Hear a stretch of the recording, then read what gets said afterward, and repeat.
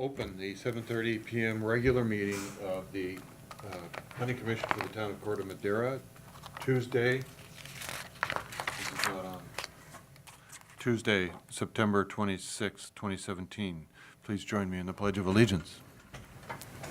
I pledge allegiance to the flag of the United States of America and to the republic for which it stands, one nation, under God, indivisible, with liberty and justice for all.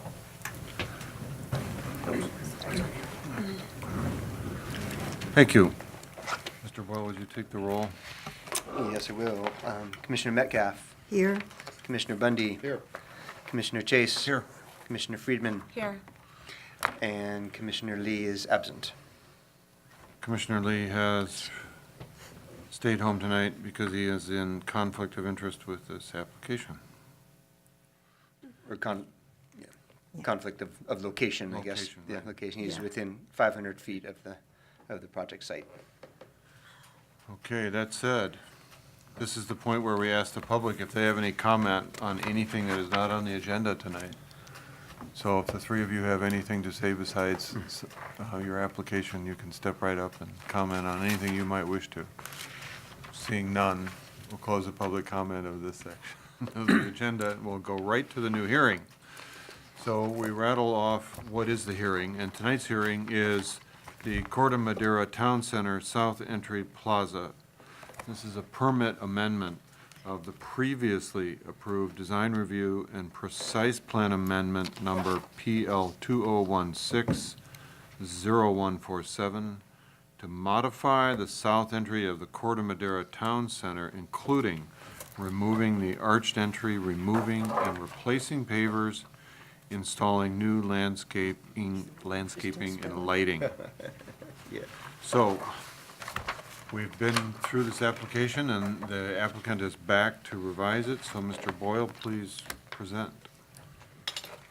Thank you.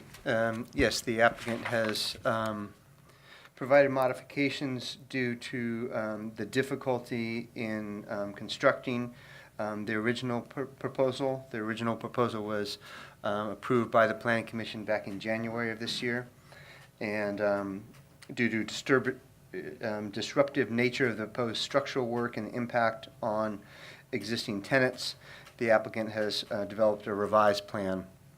And I'll go through the basics of that plan. As you probably know, the location is the south entry of Town Center, most visible from Tamalpais Drive.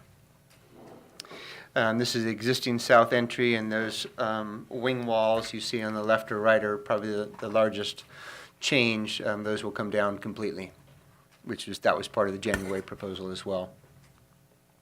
A few other shots of the existing south entry. Approved modifications to remain are removing of the two arch entry elements, removing and replacing the pavers, installing new landscaping and lighting. So those are items that were approved in January and are proposed again now in September. Amended modifications are small changes to the retaining walls and landscaping, wood seating to be changed to freestanding bench seating, metal planters instead of concrete planters, and stair modifications at the north end of the plaza. And I'll point out a visual of these. Also, the depth of the seating deck on the left-hand side of the plaza as you're looking at it is being reduced by 2 feet. Area below the deck will be screened and backlit, and existing concrete stairs will be widened, and 2 light posts will be added.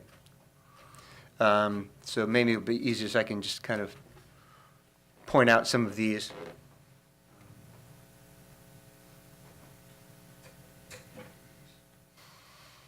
Screen is better. I'll use this screen. So it does that every once in a while. I don't know if it's when you walk close to it or. That's right. So which side's better? So the upper image is the January proposal. The lower image is the current proposal. Starting from the right and moving towards the left, you can see slight changes in retaining walls and landscaping here. The existing tree, which was proposed in January, is still here. It's just more visible in the new proposal. Stairs relatively the same. The big change, in my opinion, is this area here. So going from a flat landscaped area with bench seating, somewhat like we have at the Elephant Fountain. That's what was proposed in January, and now more of one row kind of curvular seating area. The applicant can probably speak more about this, but I believe one of the main intentions is to be able to install what I think you'd call a modular planter seating type of area where this can be placed over the stairs instead of having to do major construction as was previously proposed. Large tree, of course, still remains. And then moving around to what I call the north part of the plaza, this part here. Original plan was to keep the steps relatively the same. Now they're putting a kind of a median in the middle of them with planters here and some additional handrails. Another relatively significant change is this patio area here is being reduced in depth, I believe by approximately 2 feet. This is going from, I believe it was 8 down to 6, and I think that's mainly for structural reasons and construction. These stairs here are being slightly widened, and again, landscaping on either side of the stairs. Lastly would be the installation of 2 light poles right here in the center to provide better lighting. So that's kind of an overview of the changes. And good feedback. This is 3 views. Upper left is what's out there today. Upper right is the January proposal, and center lower is today's proposal. So again, just looking at it from another angle, you can see the northern stairs a little bit better from this view, as well as that wraparound planter and seating on the left. Another kind of a ground level view of the proposed south entry, the new proposal. In terms of lighting, not I wouldn't say a significant change in the lighting. Again, the bollards in the front, still lighting along in the large tree, lighting of all the stairways, and then kind of an interesting element. I'll go to the screen again here. This is these. So this is kind of what I call sort of a cantilever deck over the existing stairs, and underneath there will be a skirt, well, let's say, sort of underneath the deck, and that will be backlit. And there's an image in your packet that shows that. I can't remember the exact page on that. And that pretty much concludes my presentation. As before in January, staff is able to make all of the findings for the precise development plan amendment and all of the design review findings.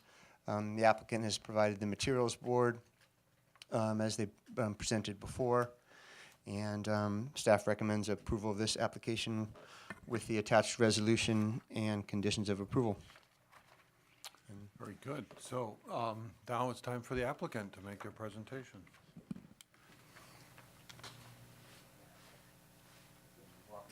Oh, great. You want the PDF? That'd be great. Thank you, Phil. I guess for the record, I should probably state my name. Carl Kozaki with 505 Design out of San Francisco. And Phil, do you think it would be helpful for me to walk through the package and describe in greater detail some of the thoughts behind each of the individual changes? I'm not sure to the extent that the commission has had a chance to review this with you. I'll pass that over to the commission for records. So Jennifer is new to the application. Bob, you reviewed it, didn't you, with us? Yes. Yes, right, but I Okay. don't believe you were here. But Well, so the idea that the original proposal had the seating, and if you just take the concepts why you're reducing it, which is Sure. primarily about construction time and impact, Sure. because that is really a question that we would ask up here, that the community would ask is, Sure. what is the timeline and what is the impact? And if it were the old method, Sure. after having gone through that, they would ask, how long would that take? Sure.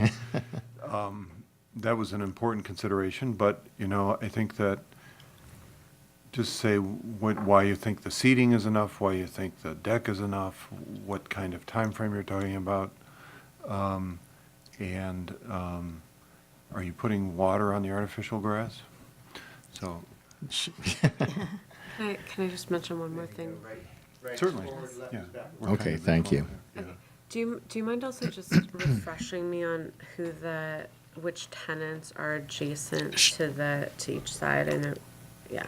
And I know that Phil's Coffee's going in there. I was just trying to remember exactly which space they were in relative. Oh, perfect. Okay, great. Look Well, at this. You have a whole Well, site. let me step back first and talk. Well, to give you some context, the existing tenants that are here right now, Phil's just opened up their store right here. Okay. This is the entry into the office building that's located here. So this is the primary entrance within it. This is the stair, and through the stair aperture there is the AT&T store. And you have to help me with the financial. Umpqua Bank is out on this edge condition here. So those are the tenants that framed this space. Just to circle back to maybe some of the initial thoughts of this application, since you're new to the process. Right now, this is kind of enclosed in by two framed wing walls.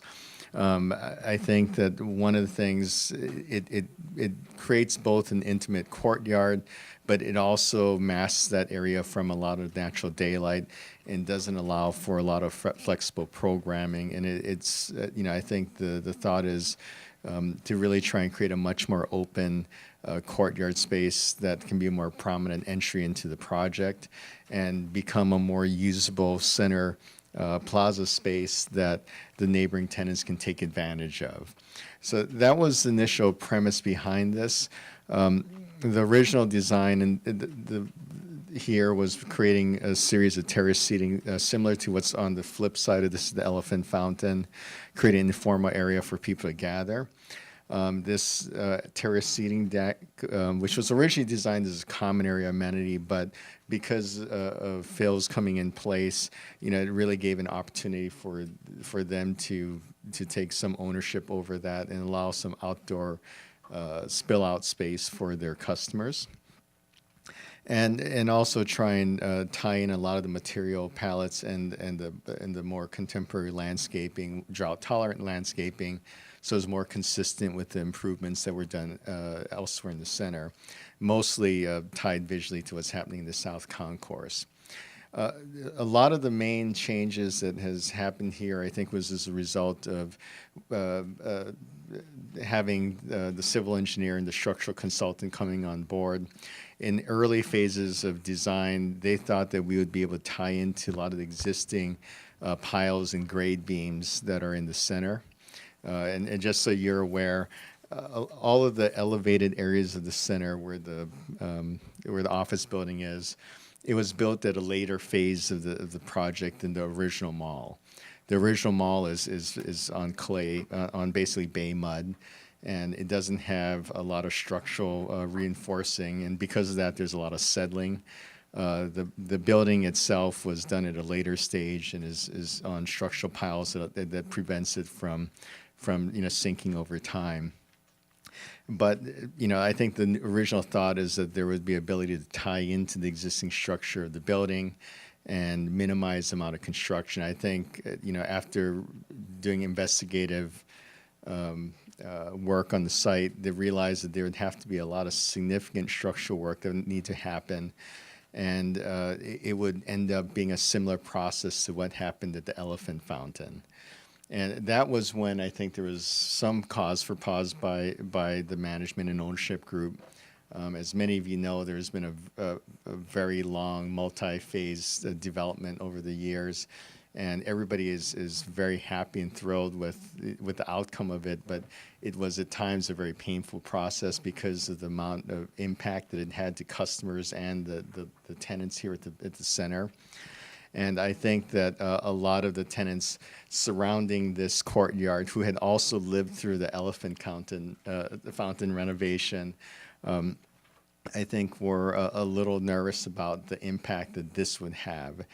Both the amount of noise, there'd be a lot of jackhammering, a lot of sawing, a lot of drilling, and the amount of disruption, both in noise and in the amount of groundwork that would impact their business. And I think while this would be done in a more favorable construction time versus over the winter months, which when the rain hit last year at kind of an unusually high level, they were worried that, inclement weather may possibly delay the construction as well. So as a result of that, I think we went back and looked at what we could do to possibly still achieve what, in our mind, the same design goals and design aesthetic, but basically without tearing out the existing walls that are there now and basically building over it. So that is primarily what we're planning on doing. The original design there are stairs here and here. There's a stair here and here as well. Originally, the thought was to eliminate all that, to basically build a brand new terrace landscaping bed that would create the new framework around the plaza.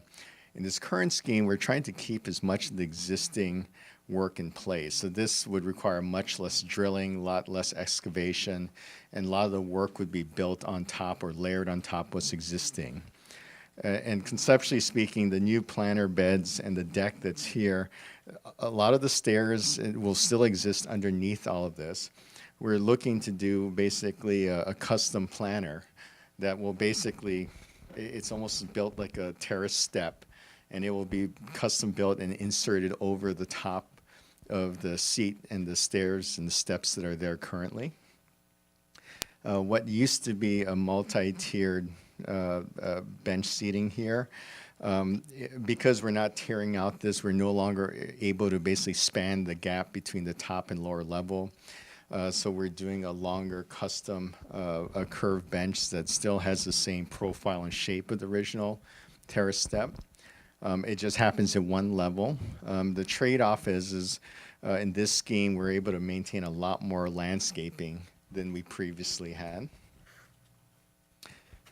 And from an aesthetic standpoint, the biggest difference in this is a lot of the metal work that's going to be now along the face here and along the base is a metal skirt. So it'd be a bronze-colored metal planter. And for those of you that recall the square almost seat lights that are at the east entry, it would be a similar type of metal and color. We're really planning on it on being an opaque panel throughout, and there's going to be landscaping and bench elements in front of it. So it's largely going to disappear into the landscape. The one exception to that is because this is a lot of stairs here, there's going to be a big open void. This is going to be basically a terrace deck is going to be framed out over a void underneath. And we thought that there might be an opportunity to do some subtle light element, where there might be a perforated pattern with some subtle backlighting. It's not, I know that lighting is something, particularly the areas that face out to the outer area, that there's a lot of concern over. We think that this is going to be very subtle, and we think it could create a nice specular quality. It's not necessary for the design, but that is what we're recommending. Much like the trees at the north entry and the east entry, we're doing lantern lights here to kind of bring a consistent feel to this entry. And the other major elements I think to talk about, the reason this has gone from an 8-foot to 6-foot depth is for the same reason. Previously, we were tearing out the existing wall, rebuilding a new a terrace framework there, allowed us to get more depth in that terrace because we're working over the existing structure and we're literally building over the structural points of the wall right now. That's making us reduce it by 2 feet just to be better alignment with what's currently in place. And I think the two other things that are significantly different is before we had illuminated bollards, when we came back and did a lighting calculation and did foot candles, we were under the required foot candle. We were under a foot candle in this area here because there weren't a lot of perimeter landscape lighting and step lighting that could spill out. There was sort of a dark spot there from a safety standpoint. So we had to add in light posts to meet the minimum light levels required for safety. And the other two areas that are somewhat different is this front. And again, originally we had planned new concrete walls because of the amount of renovation and demo work that'd be required. I think there was concern that this would really have a jolting effect. So we decided to basically reclad the existing planter beds and kind of treat the entry points to this in a similar way that we did the stairs in the south concourse, which is, Jennifer, you're new to this process. They're the ones that where the steps used to occur. There's wood framed elements that frame the new retreated steps now. So that same aesthetic would be brought up towards the front here. And these are just images showing the project from different vantage points. This step here, before it was intended to be a brand new step, in this step here, we're basically just recladding over the existing. Right now, there's a large planter here. We're recladding that in wood. On the two ends in the center, we're just retreating or recoating the steps similar to what we've done in South Concourse. And some of these drawings may be difficult for some of you to follow, but this kind of just is more of an exploratory design detail regarding how this is being done. A lot of these are the existing stone walls that are there now, existing steps, and we literally are framing up over it. I'm not sure how important it is, but for those of you that are interested and are able to follow some of the architectural drawings and have questions on maybe how we might achieve it, we're literally building these custom planters that are sitting over existing notches and steps within the existing walls to kind of create the extended landscape beds that we want. Lighting, again, the major lighting is going to 2 light posts here versus a bollard. I think the other difference is before, similar to the elephant fountain, there was an LED light underneath those steps. There were brand new step lights in these curved stairs. Because, these are existing stair conditions, we're now going to basically linear lights underneath the handrail. So they face down and bounce light on the ground.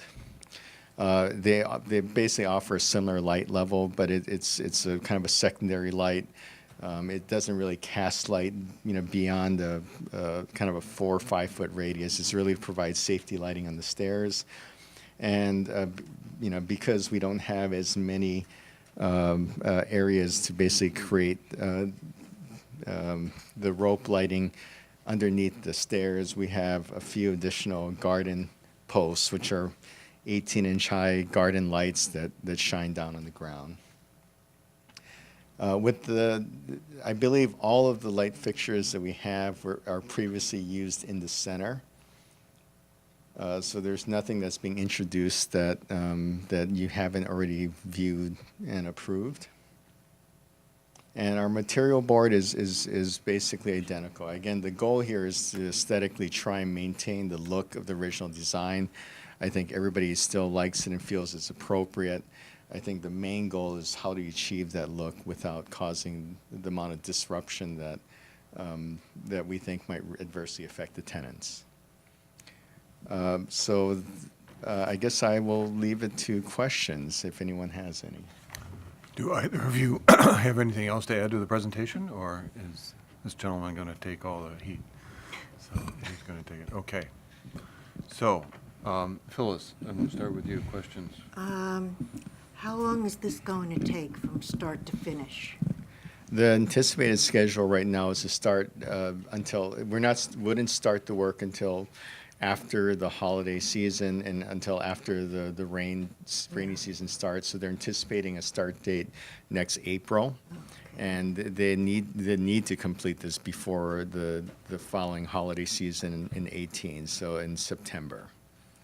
And I think because of the fact that we've kind of had to have many of the tenants endure construction during 2 continuous holiday seasons for them, we absolutely cannot have that extend into another holiday season.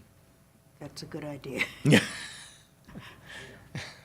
For Monty's personal well-being. Well, I know the fellows who work in AT&T will be happy about that.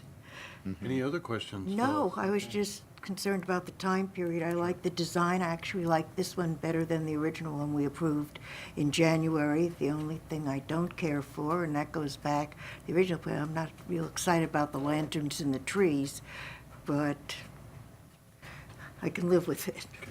Dr. Bundy?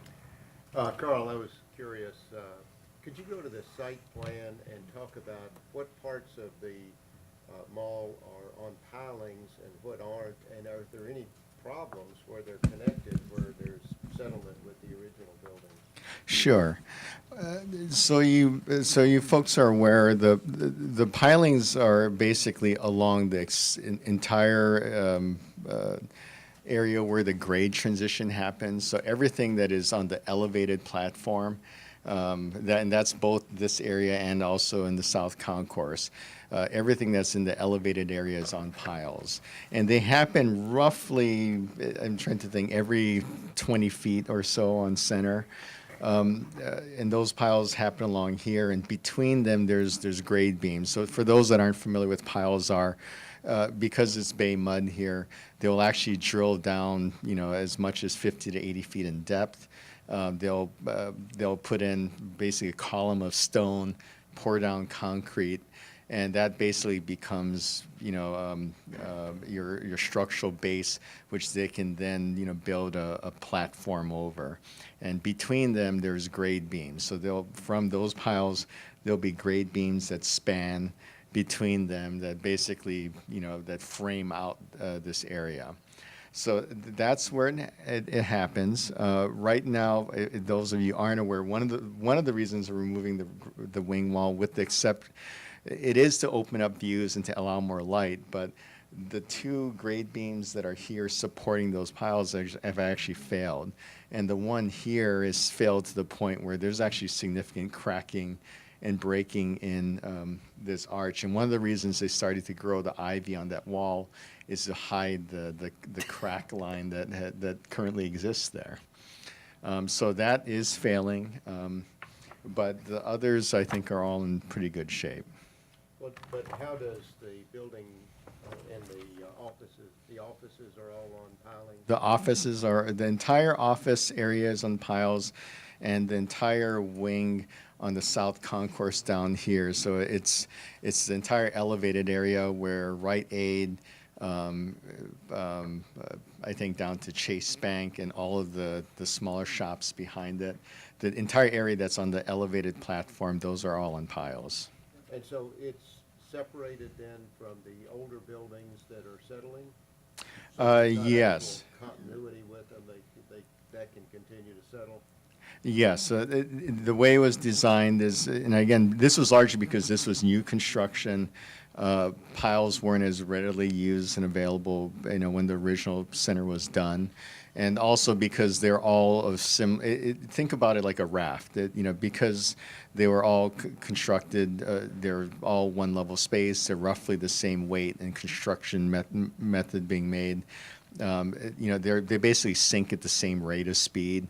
So there's not the issue about it. Because the newer buildings were designed to be much, larger buildings, higher heights. The office building obviously has much more weight because of the levels and density within that. They need to be designed in their separate structural system, and they purposely created breaks between the buildings so that they can kind of work somewhat independent from the rest of the center. Okay, thank you. Anything else? No. All right. Jennifer?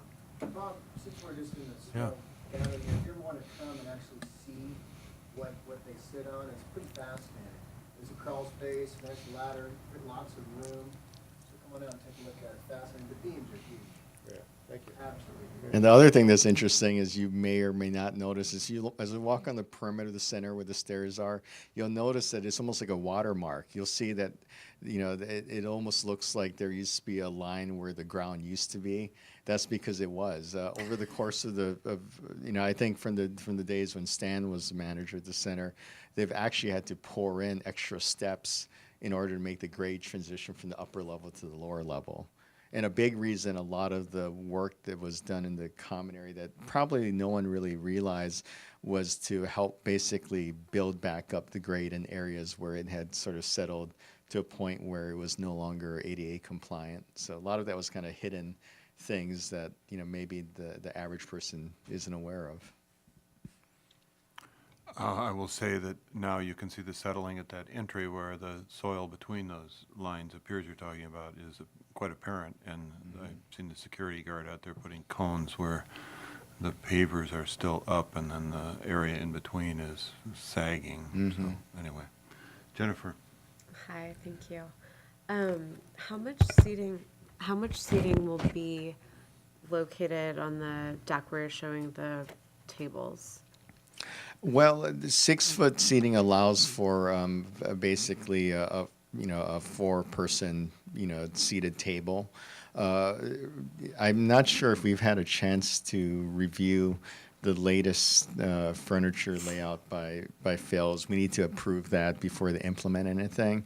I think they're showing 4 tops, I think, along that seating area. So 20 seats. Okay. And are you guys gonna add soft seating to the interior part of it? or- Not a lot. There is space within this zone here, so there is going to be soft seating there. I think right now we are showing. I think there's a love seat and 2 chairs with some tables, and the soft seating would be very similar to some of the soft seating that have been added throughout the rest of the center. The other seating is really this continuous step seating, but that's the only area that soft seating will exist. Okay, thank you. I think it's a nice design. Carl, a couple of questions for you.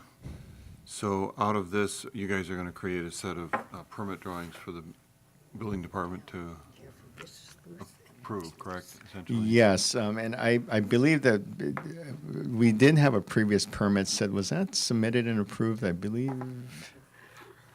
The original design? So the original design was permitted. We've been released, barring approval tonight to get that updated as soon as possible. I think the goal is to get the permit set in place by Thanksgiving and approved before the holidays, so that as soon as the winter rainy season ends, they can move right into construction. Sure. That would make sense. So the duration, April, September, I'm sort of half serious about the artificial grass. So do you know what it is that you would put down there for artificial grass? Yes, we do. And I know it sounds a little odd, but the artificial turf these days are actually very believable. And I think the biggest issue is we have used real lawn in many places, and the problem is with the amount of foot traffic it gets, particularly with children, it wears out fairly quickly, and normally it needs to be resodded and cordoned off for a few months. My question has to do with the type of it is because we run into the controversy about it, and you know, what it is, what's the underlayment that you're putting in there, and is it like putting green grass or a little longer than that, or what are you putting in? It is, and actually, now that I think about it, that is the one thing that wasn't a part of the materials board, and we can bring in samples. The ones that we do are typically a longer grass. They're a few inches thick, and underneath it is basically like a crushed refined gravel that will basically percolate water. The reason it's long is they'll put recycled rubber on top of it to kind of create a softened cushion thing that will bring the grass length more to about inch and a half. And it is speckled with brown and yellow grasses in there to give it a slightly a more realistic look, and it does have a bit more cushion. It's not as hard as sort of the actual turf that people used to put out in their concrete decks. All right, so it's not really in the submittal, but you should submit it to the town in the documents. And if you go to a couple other malls, they have a shorter grass that the kids play on, without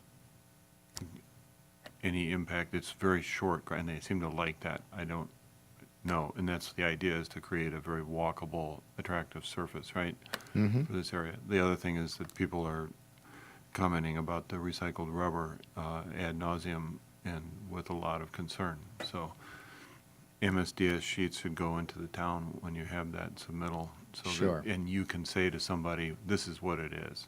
Because kids are going to get the recycled rubber in their clothes and all that stuff. I'm actually surprised, because a lot of them now you just have sand underneath to provide more of a cushion. And I know this because I have artificial turf and 3 children, so I've looked into this extensively, but. So I'm just asking you, provide that. Sure. And consider what is the most pedestrian and kid-friendly turf, right, for that area. So, We will do that. go to that other place up the highway and see how the kids interact on that on the weekend. and Sure. Stuff, because it's filled with kids, and they seem to like it. No, I'm Yeah. very familiar with Yeah, that. you are, okay. So my other questions had to do with the lighting. So we really want the lighting to be successful, right? And there's some other lighting issues at the center that we won't talk about, but right now, this lighting is important. So when I'm looking at the plan, I understand the 2 bollards, or the 2 poles out front. And I like the idea of the perf metal that, if it's backlit, can actually create a soft light into the center, right? So it introduces people into the center. And then it looks like you've got the linear strip light at the back or under the bench. I can't quite tell what the intent is. Let me see if I can find the actual drawing where they are. Right there, yeah. This is actually, it is underneath the bench, Right. and but basically it's being set back, as opposed to being on the front edge of it, it's being To pushed the back back. a little further so you don't see the light source. Right, so, from my perspective, I think that creates an inviting entry, right, to have that soft light. I would also ask and put it conditional that those lights be able to be dimmed down after closing, right? So that Okay. or off, one of the two, that you might want to have them at certain lumens during the winter months and, 6 to 9 p.m. And then after that, they really should go Sure. down to. Well, we can talk to the MEP people. I know that a lot of the parking lot lights are on timers.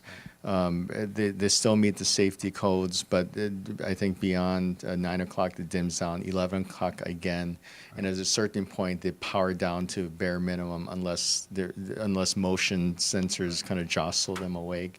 There might be a way that we can tie in the lights to this entry into that system. We'll look into that. So an independent dimming and off capability, right? Or so timer and dimming. I think that would be important for this. The light that you might want to invite people in with would be brighter than just the minimum safety illumination you'd want for walkway after 9 p.m. or after Sure. all night long.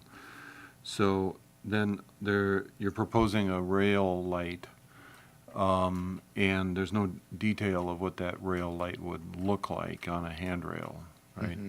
So is it inside of a channel that completely and- covers that, or Normally, the way that it's typically detailed is there's almost like a C channel. C-channel? And basically, there's a rectangular LED strip that runs in there that runs flush with the channel, or actually, there's a little recessed cap. So you don't see it.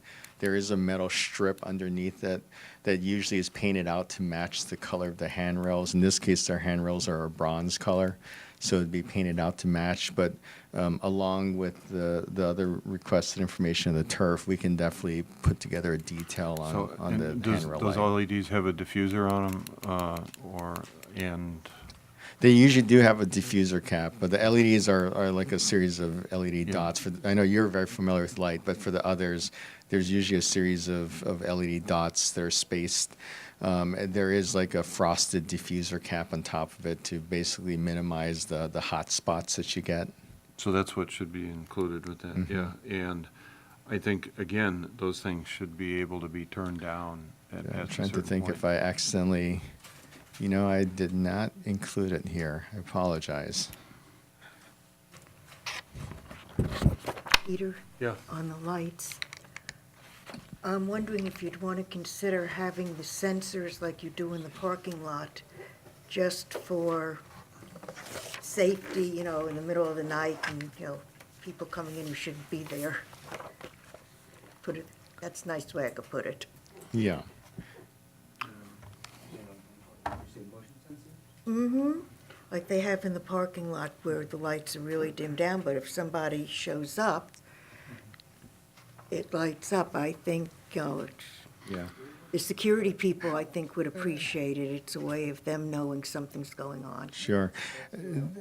No, I think there's, and I'll need to verify with our lighting consultant. There are certain things that is easily tied into the system, like the light posts, bollards typically are very easily tied into that.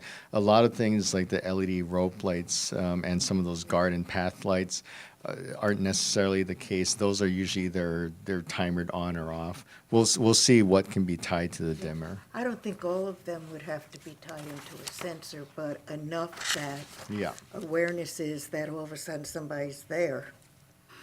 So that's the thing is that, I mean, I'm familiar enough with the lighting to know that it can be dimmable, it can be timed, so that wherever you put those controls, wherever you're pulling your power from and a photo sensor, you can do all of that. Somehow, it can be done. And I would ask that for these lights, that each load, because they're gonna be different types of lighting, they're gonna have their own load numbers and so forth, have the ability to be controlled independently. And I think that will create a favorable impression, depending on what you desire, for people coming in, and then also being able to shut it down in stages or at different levels at night. Sure. Maybe somebody wants to have a band out there, I don't know. So, those are my requests about the lighting. And Well, I think he's referring to all of the lights in this well, plaza. so the light poles, they do their own thing, right? The backlit screens and the lighting under the bench should be dimmable, or at least, step down. The light bollards, the little ones, they're kind of okay, just without dimming, because they're present elsewhere in the center, right? Sure, yes, they are. And they don't probably dim down at all, do they? The other ones are just on a timer and they Timer, turn right, off. so that's a timer. The tree lights, are they on a timer out They front are on on a the east timer. side? Right, so they would be, they would go off. And the uplights kind of do they stay on all night, or are they, We haven't talked about whether it stays on all night. I would think that. on the east side, they probably stay on all night? Just the uplights. Yeah, right, I would think so. yeah, and I think that's fine, it looks okay at night. And then you've got the handrail lights, which if they're LEDs, they've got to be 3,000, and all of these need to be 3,000 or lower. And that's, having done a number of handrail lights, being able to dim them down, because they can become very glaring, or off, something like that. So, but they're safety. So you need to be able to control them. Otherwise, if they're the brightest thing out there, people are going to object. and- Sure. and you just don't need them at some point. So I would put that as a load that would be separately controlled. And then, I'm all for making this a really welcome entry to the plaza, as it needs to be. So I hope that you've got the contractor in a set of vice grips to get it done in time. Beyond that, any other commentary? No? No. Okay, I will officially ask for any public comment, and we'll close public comment. So, I thank you for your presentation, and now we'll talk about it up here. Great, thank you. All right. Phyllis? As I said earlier, I actually like this design better than the original one. I think it's welcoming. I think there's a warmth to it. There's comfortable seating. And I think it's going to work well. And I think the tenants in that area will be very happy, and especially when it's finished. Thank you. Dr. Bundy? I'll, can make the findings that this is an acceptable sort of addition or rethought to the original proposal. And I think Peter's comments about the lighting, that's the thing that we seem to hear the most of from the public. If they perceive that something should be dimmed or is just too bright. So I think those are good comments. Thank you. Jennifer? I agree with what's been said. I think it's an attractive design. It sounds like we've discussed the lighting issues, and I think I'm very excited to have Phil's Coffee there, and I appreciate what you guys, well, I know it's taken longer than you all hoped for a lot of the other renovations. I'm at this mall almost every single day because I live across the street, and I think it's been really well done. I think I really appreciate all the seating that you guys have added and continue to add by the food areas, because it's much needed. And I guess that would be my only comment is, encourage you to continue to add more seating as needed, especially if you have a hop-in coffee shop like Phil. So, but I think overall it's a nice design. Great. So I like it. I think it's a big improvement. I actually agree with Phyllis that it's a better design than the previous one. So I would ask for a resolution or a motion on this resolution with the lighting controls, as I discussed, that each load is independently controlled and dimmable and/or timeable. I can And make, sensors. And, yes.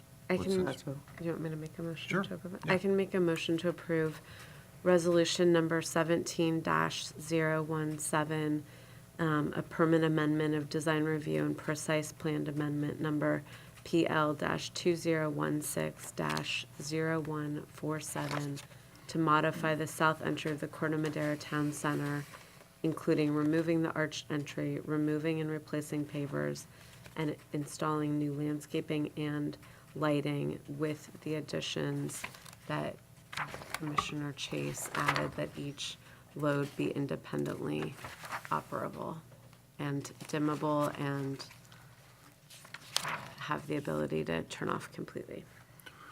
Second? I'll second it and add in having sensors where possible. Okay. All right. Is that agreeable with everybody? Sensors where possible? All right. So the vote is Dr. Boyle. Dr. Boyle. Commissioner Metcalf, Aye. Commissioner Bundy, Aye. Commissioner Chase, Aye. Commissioner Friedman, Aye. Commissioner Lee is absent. So then there is an appeal period for this application as well? Yes, there is. The appeal is 10 calendar days from this evening. Applications can be filed at the planning department, and there's a fee of $300 is required. And the appeal period is 10 days.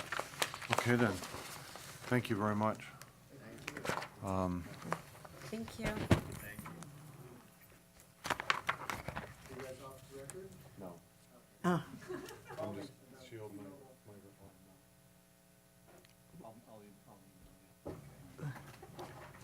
Thank you very much. Okay. So, our next item is item 6A, discussion of a potential meeting start time change to 6:30. So, it says a verbal report will be provided by Mr. Boyle. Yes, so this has been brought up a number of times by the commissioners. As you're probably aware, the town council has changed their official starting time to 6:30. And in addition, they have set some guidelines, which I took from the staff report back in July. Start time of 6:30, a 3-minute hard stop time for public comment. I didn't see anything in the guidelines regarding applicant time to present. I don't know if I want to, sometimes we articulate that more clearly than others. Just as a little FYI, that the applicant presentation tonight was about 15 minutes. Right. And then you had questions and answers. So, You're right. public comment time, applicant time, and then the council also has a guideline or a rule that says after 3 hours, 9:30, that in order to continue the hearing, there needs to be a majority vote to continue on. So those are just some items that the council has adopted. Okay, all right. Phyllis? I'd like to add that none of those rules that you mentioned were followed at the meeting last Tuesday. I think Peter gave up at about 11:30, and I finally left at 12. Right. And nobody stopped to have a vote on whether or not to continue. And I think I left at 10:45. Yeah, yes, you gave up, we gave up at different times, and It was a significant application that just had everyone by the, yeah, it was the Montessori school. very excited. Yes. One thing I would like us to consider along with the change to 6:30 is instead of 6:30, doing 7. And 7 o'clock. 7 o'clock, and you still, if I may ask Bob, the flood commission is still 7? Flood Commission probably will go to 6:30 also. We are at 7 right now. That's what I mean, you We are. elected to do that, but Is your we're visitor? proposing 6:30. Oh, you are too, okay. That's even, 7 would be tight for me during the season while I'm working with clients for campaigns. 6:30 will be very difficult. Okay. What is that? What months? I mean, not that we're gonna- Before elections, depending, and they seem to be adding more and more.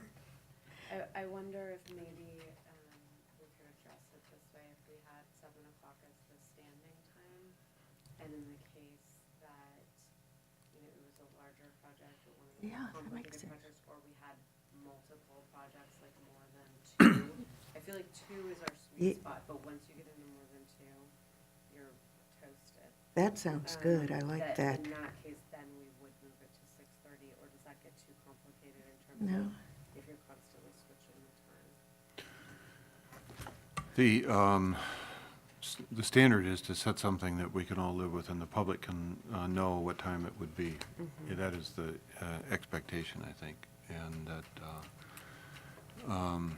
we get to some uniformity. But I know I don't want to make a hardship for Phyllis during the September, October, November.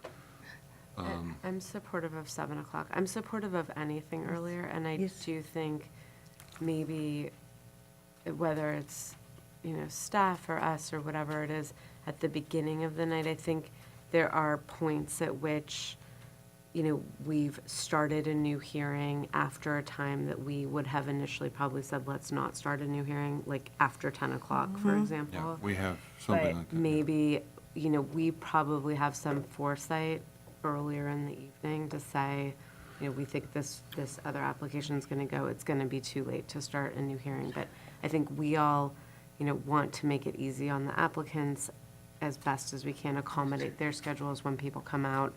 They've already sat through 3 hours of someone else's, application.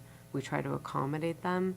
But I do think that we run into, speaking for myself and, I can see it with all of you as well, we get tired after sitting here for more than 3 hours.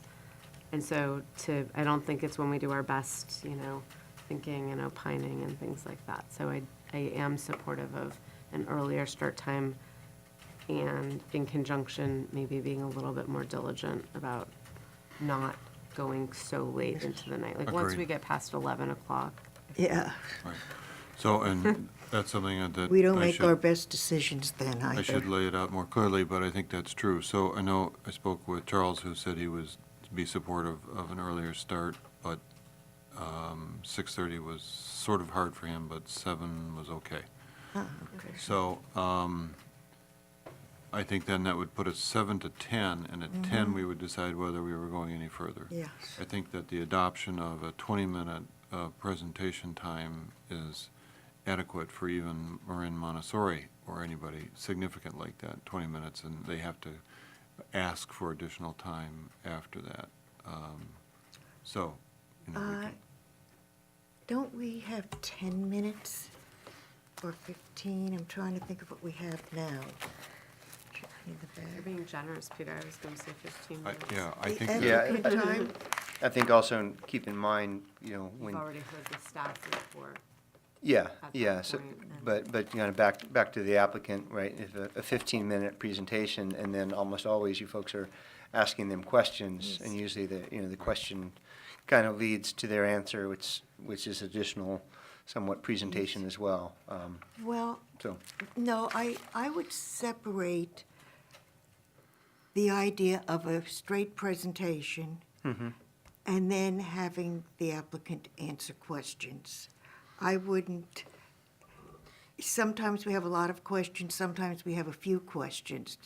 Really depends upon how good a presentation we got. Sure, And I don't sure. think it's fair to applicants, if they're just a few questions to judge or a lot. I think there's a time to present it, and then there's a time when we ask questions. okay, so then we can do I'd leave what we have. 15, and I can't find it, but, Yeah, that's what I'm looking. I guess I'll just, Leave that alone, I think 15 minutes is adequate. yeah. and if they request more, we can decide to do that or not. It's on the very last page, the top bullet point. Applicant may provide a 15-minute presentation. Right. that's, yeah. Yeah, and public is the. Okay. So that said, as I recall, Phil, the council said, we're just gonna, we don't need any particular legislative action in order to change the meeting time. They just said, we're changing it, so they started earlier. Right. No, their next meeting, they will vote on it. They changed the time. Right. But at the next meeting, they're going to vote on their new rules and procedures. Okay. So, There is an action.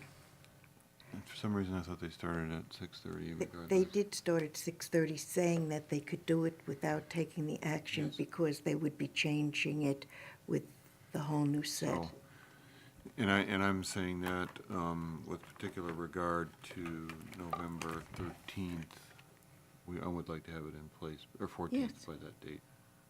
So. Yeah, I So- would start with the next meeting, and as far as our change goes, because Teresa, I guess, is that her name? Yes. The town attorney, Yes, didn't like the state law and how you have to have transparency and give out information when people ask for it, that she was adding some sentences to what we had, whereas I copied state law directly and even attached it when we looked at it. It wasn't approved by the council at the last meeting. If you remember, Todd said he's moving it to the next meeting, so we could just vote tonight and tell them to make that change. You mean our rule, you mean the Our commission's rules? and Yes, procedures? our Yeah. rules and procedures. I don't know why Teresa got into the middle of it, and I'm not going to worry about it right now. She was the one that wanted to postpone voting on it. Yes, because, as say, the state law talks about how you have to distribute paperwork that people ask for. Uh-huh. And I just took the wording, state law, and I even Got it, had it okay. in our packet so we could see why we were doing this, because Adam and I had gone through it to make sure we hit on everything. And she wanted to add some sentences to it, and Todd was going to let me know what these sentences are. Oh, okay. So then, as it stands, we would have a motion here tonight to move the meeting time to 7 o'clock, Yes. and that we would adopt the 15, we don't have to adopt No, the we don't have to 15-minute change rule, but, anything. That's stood. That's really all we're talking about. The only thing that I'd like to discuss further, because I agree with Jennifer on this, I think we adopt a 7 o'clock time and have a statement that if there's a particularly complex meeting, we will move it to 6:30. But that's, Yeah, I mean, we've We've done that. done in the- this We've done that before. in the past.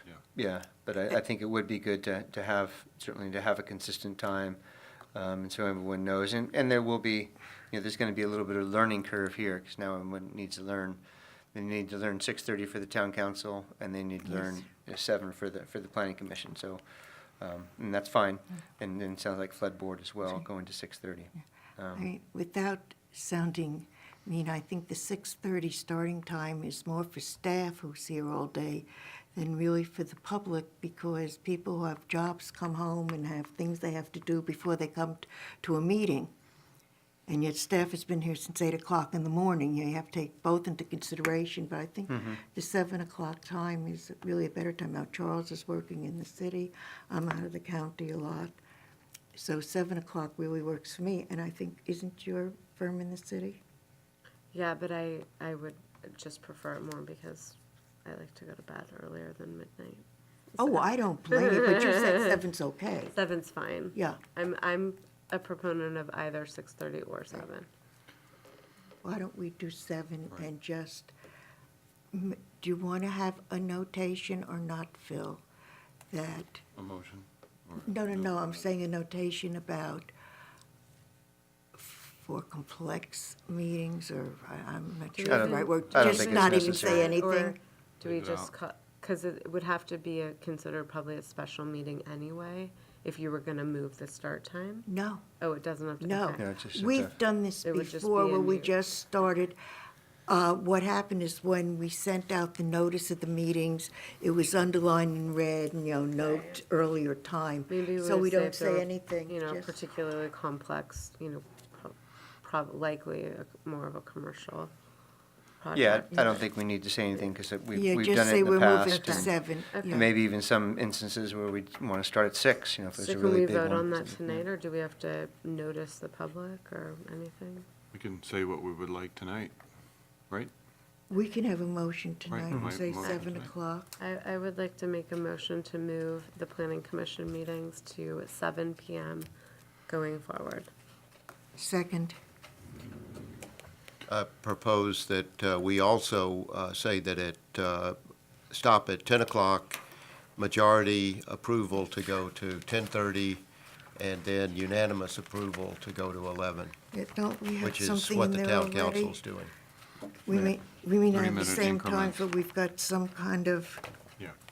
The same, what page was that? I should have looked all I this think up. it's the last page. Our times are also on the last page? No, No, sorry. I don't see that there. Deliberations.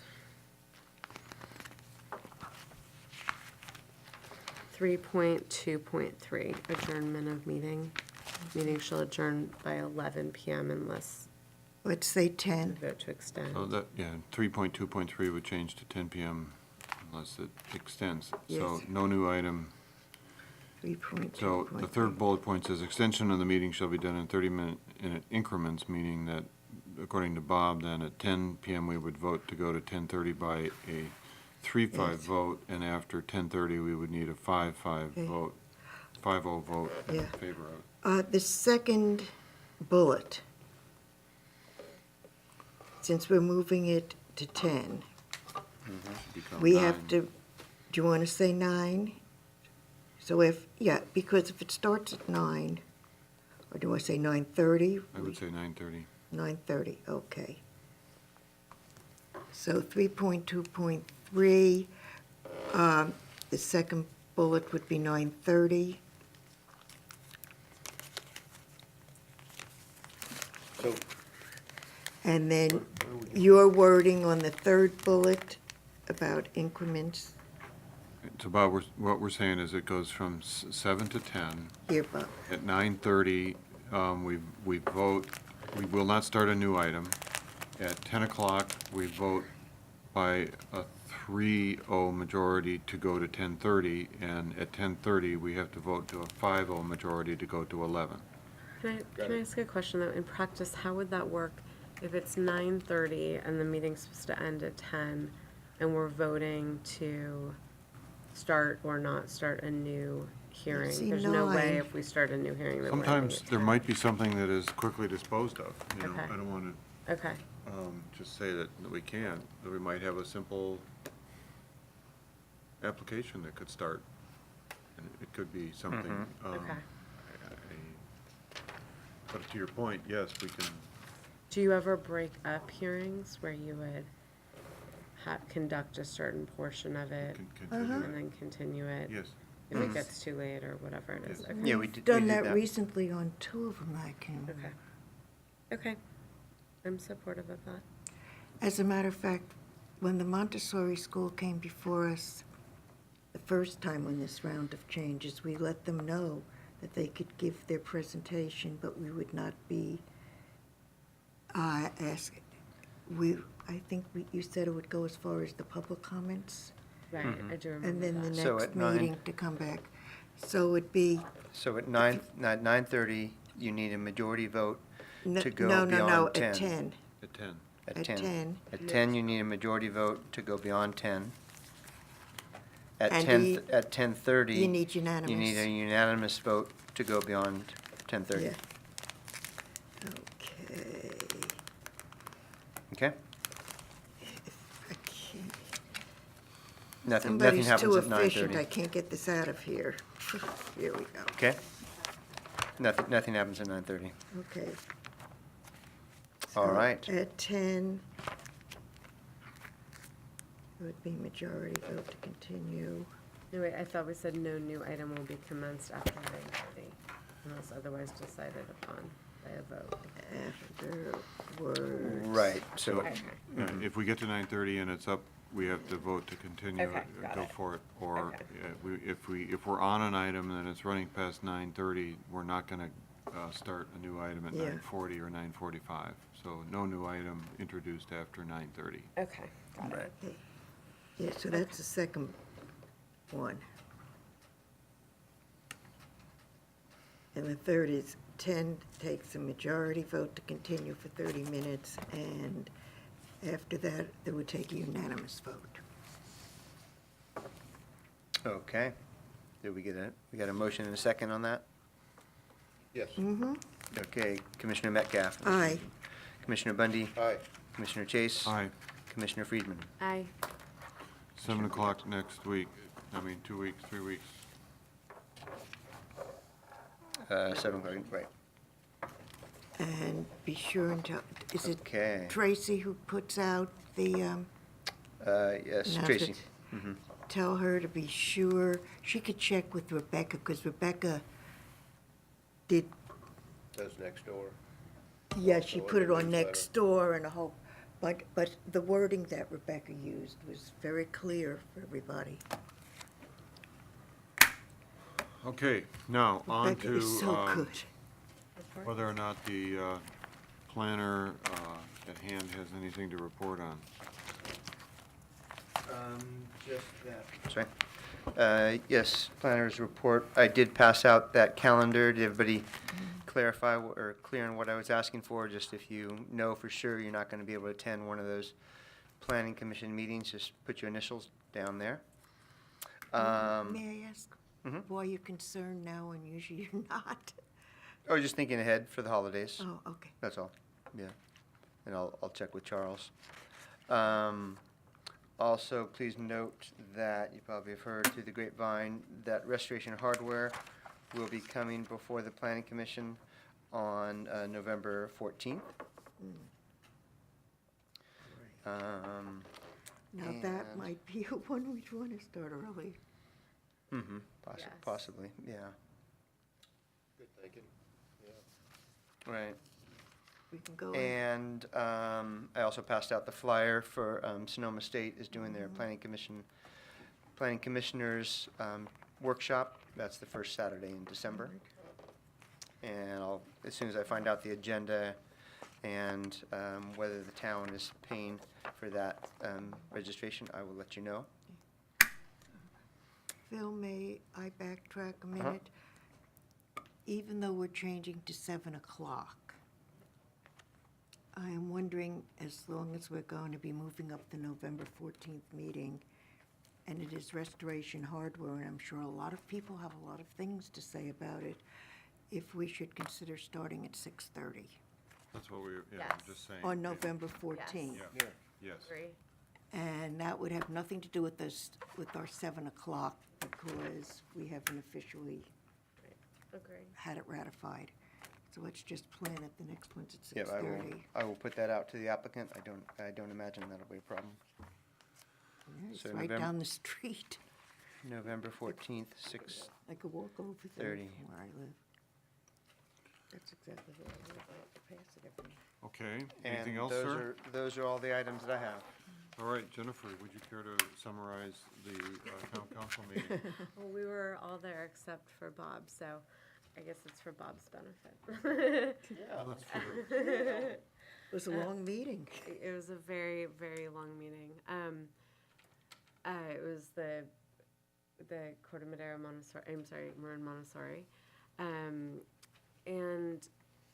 you know, I thought what was interesting about it actually, and it made me think about how we handle future projects that come up, particularly along Paradise, was, you know, could there have been a way for us to better include, because I think a lot of the commentary from the council was very similar to a lot of the questions and issues that we had raised, particularly around traffic and parking.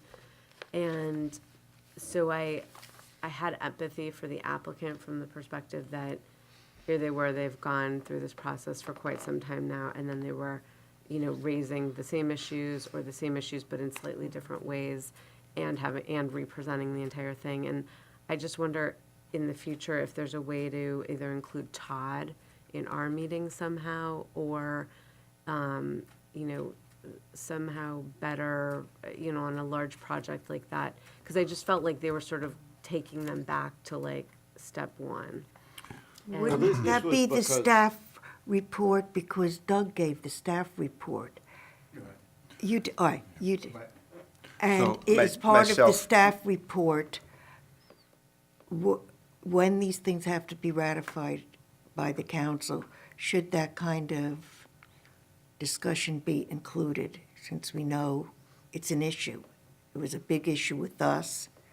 So it sounds like what I Commissioner just Friedman sort of- is saying is that there was a lot of repetition. There was a and- lot of repetition. applicant and the I mean, I audience. don't know if you guys felt that way, but to me, it seemed very repetitive of the conversation we had had here, particularly around, you know, what were the mitigation measures that the school was going to take, the fact that, you know, we had this extensive discussion around, you know, the sequencing of the project and the fact that, you know, no one knows what are all these cars on Paradise Drive? Are they Marin Montessori's cars? Are they Marin Country Days cars?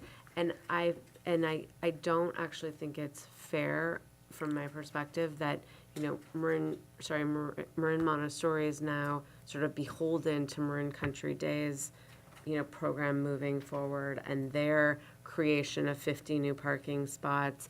And so so the council, similar to what we discussed here, is getting into these very, you know, nuanced discussions around adding, you know, a few more parking spots here, there, you know, whatever, when the you know, it felt like it was very repetitive. And What it would felt you like do- Todd Hang was- on a second. I It wanna felt like express Todd something. Todd was able to add, I thought, a lot of perspective and clarity around the things that he's observed, the things that he can affect from, here's what the plan is. And I just wonder, had we had Todd at our meeting even, when we were having all those same discussions, could he have sort of talked through, here are some of the sign changes that we're suggesting, adding the speed, signs, whereas we made those all conditions of approval. But I understand, I feel like the council was probably, to be frank, we had a laundry list of conditions of approval. It gets a little fuzzy after a while, and you have a lot of the public coming out. The same folks are coming out, both for and against. It felt repetitive. It felt like I kind of a agree. waste of time.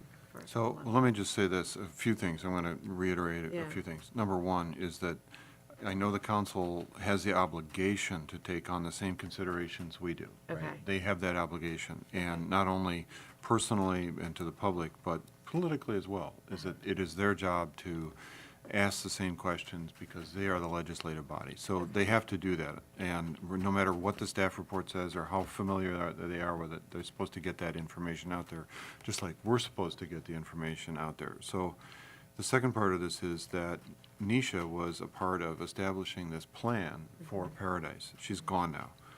But what Todd did was come forward with sort of an amalgamation of efforts that are being put toward the Paradise Drive plan. So it's the best thing to date that exists as far as developing a plan along Paradise. Dave Bracken has indicated that it's a significant engineering problem to create anything along Paradise in front of MCD or all the way out. So we know there's a multi-year planning process and engineering process to get the plan out there, to get the bike path out there. So I think Todd was trying to give the council the information he has from Nisha and Dave and everybody else about what might happen out there. It's the best there is to date. But I went to the attorney at that end of that, and I said, quite clearly, how can the council condition this project on something the town is responsible for developing? And she said, I don't know, because it's clear that what the town is developing is independent of the project, and the council is hearing from all the people who are having problems with the parking out there that are not related to the MCD or the Montessori school project, right? So the Montessori school has its problems and MCD has its problems. And everybody thought that the problems were solved because Marin Country Day was going to be under construction. It's not. They don't have that stuff. So you're conditioning one So, project on behalf. and they can't, but there was a valid point to say, well, you could ask Marin Montessori to adopt or create the space for a left-hand turn lane in their plan. And they could, and that's a good idea, but the town has to develop it. It's not the responsibility of Marin Montessori to develop it, but the town to say, please add a left-hand turn lane into, move your circle over and allow that to be part of the project, because they are encroaching on town property with their semicircle, or their circle out there. So what I'm getting at is that, that the council was trying to condition it with something that's not in Marin Montessori's control. Well, I think we need to be careful talking about it too much because the project has not been approved yet and the conditions of approval are still being worked through. But I hear Commissioner Friedman's comment that there was a lot of repetition, and I would agree with Commissioner Chase that it is the job of the council and the desire of the council, in my experience of the councils, is they want to take a fresh look at it. They understand, they respect the planning commissioner's three meetings of work, and I pointed that out very clearly.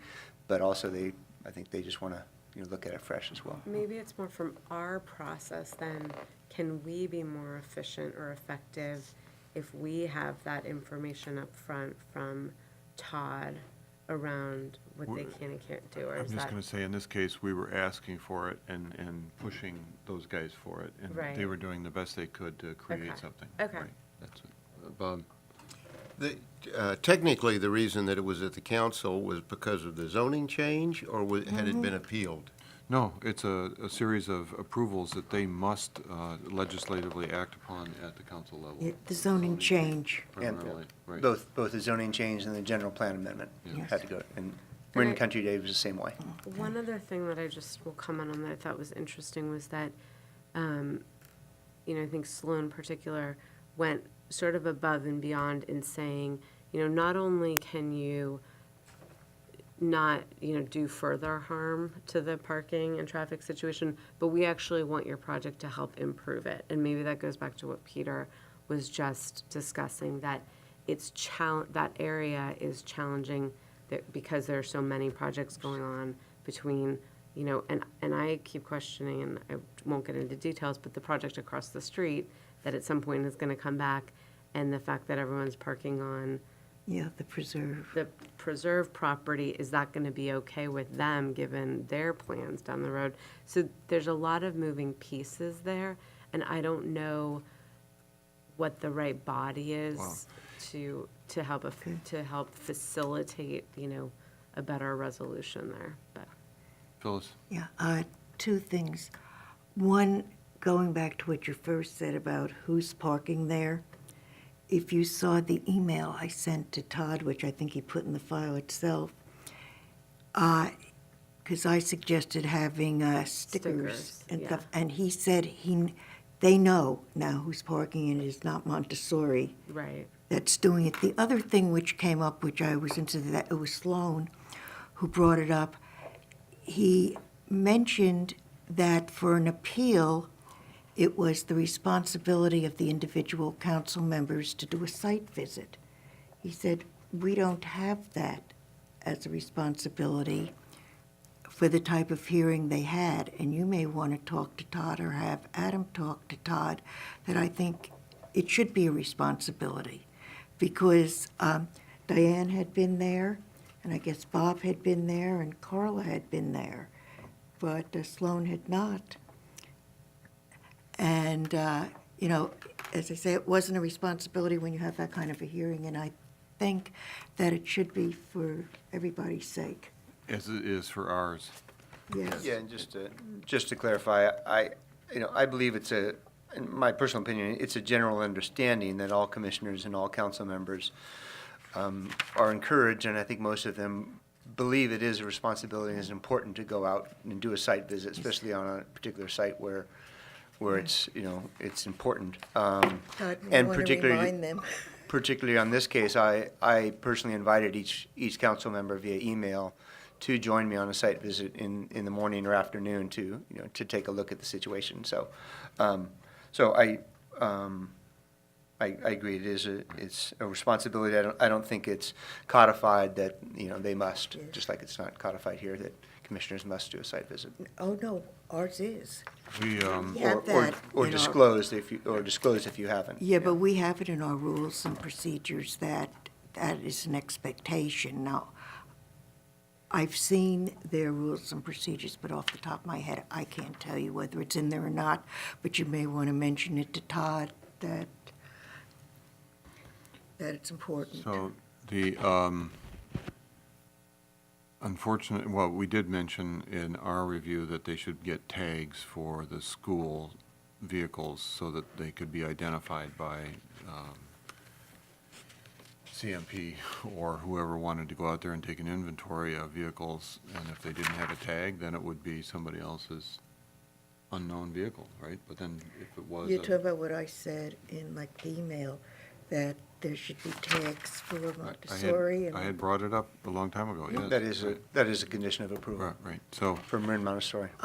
You may, just thinking, I'm going by what Jennifer said, and for clarity, even though they get the whole packet of what we did, you may want to have a separate page that lists the additional conditions, so they're highlighted and they know it's more than just what is in the resolution, which may be helpful to them to realize some of this has been addressed, even though they should be looking at it, but I think it would be easier for them.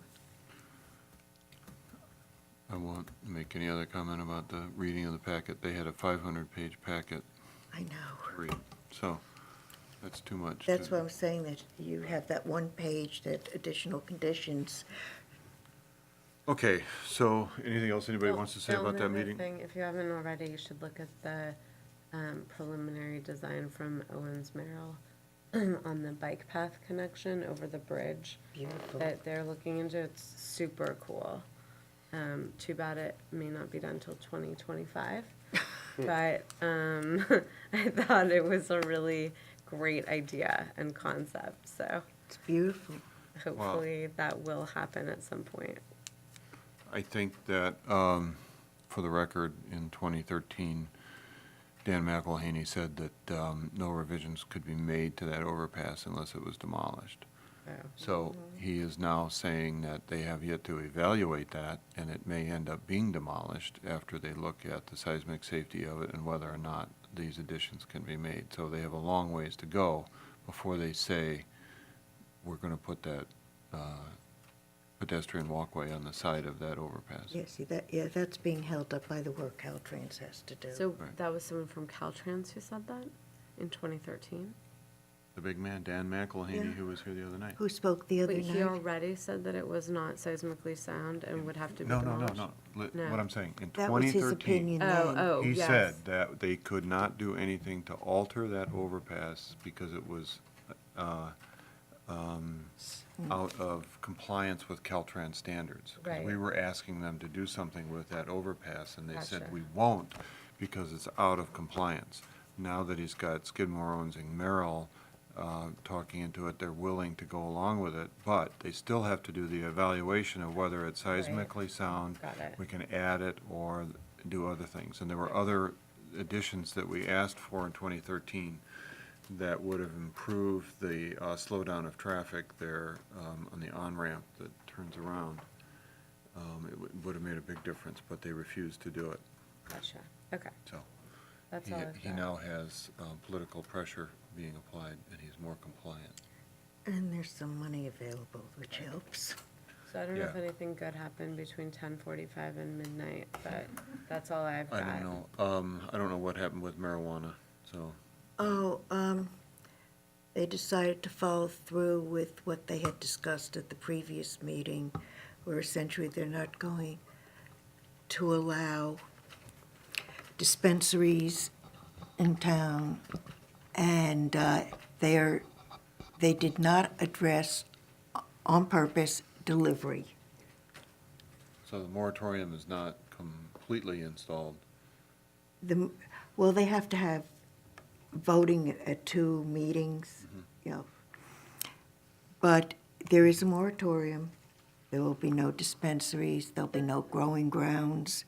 I think there was for personal use, you will allow like 3 plants, for something that effect. Apparently, if nothing is in place by January 1, state law then makes the decisions. It's up until January 1 that each town or county can make its own decision.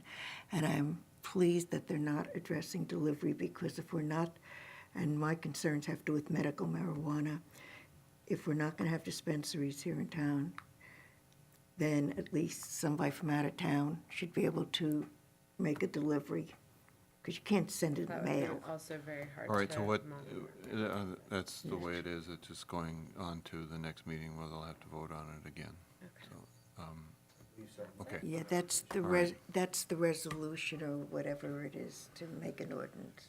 All right, anything else on the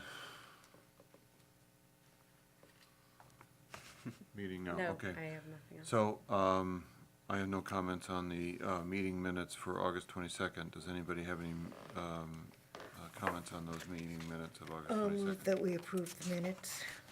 Second. Okay. I voice vote on the approval of the August 22nd minutes? Aye. Okay.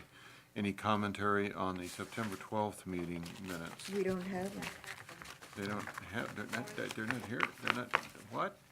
You don't have them. Do you have something we don't have? It just says on here that they're in here, so. No, it says they're not. They will be reviewed at the October 10th meeting. Okay.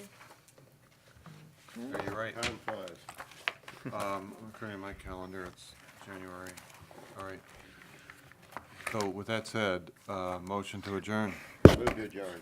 Move to adjourn. This meeting is adjourned. Thank you.